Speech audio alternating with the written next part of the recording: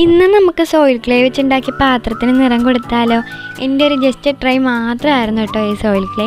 ആദ്യമൊക്കെ നല്ല സ്മൂത്തായി പോയേന്, പക്ഷേ ഇടയ്ക്ക് വെച്ച് എനിക്ക് പാളി. എന്താണെന്ന് വെച്ചാൽ ഇതിന് ഉണങ്ങാൻ വെച്ച ശേഷം ഞാൻ ഇതിനെ തിരിഞ്ഞു പോലും നോക്കിയില്ല.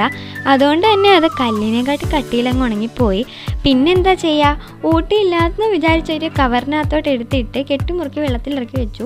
പക്ഷേ എൻ്റെ ആ വിചാരവും തെറ്റായിരുന്നു. ആ കവറിൽ ഫുള്ള് ഊട്ടിയായിരുന്നു എന്നേ. പിന്നെ കുറച്ച് വെള്ളം കയറിയുള്ളൂ. അപ്പോഴേ എടുത്തു ഉരുട്ടി പെരട്ടി എങ്ങനെയൊക്കെയോ തരക്കേടില്ലാതെ നമ്മുടെ ക്ലേ ഞാൻ ആക്കിയെടുത്തു.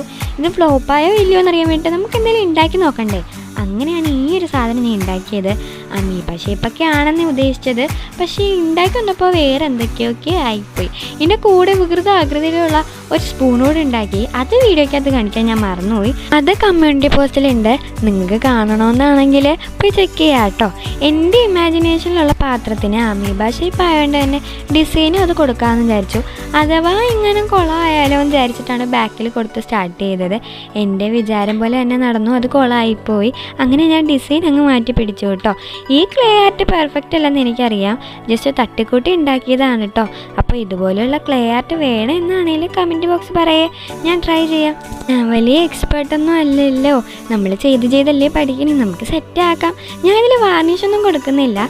ഇതാണ് നമ്മുടെ പാത്രത്തിൻ്റെ ഫൈനൽ ലുക്ക്. അപ്പോൾ ബൈ ബൈ.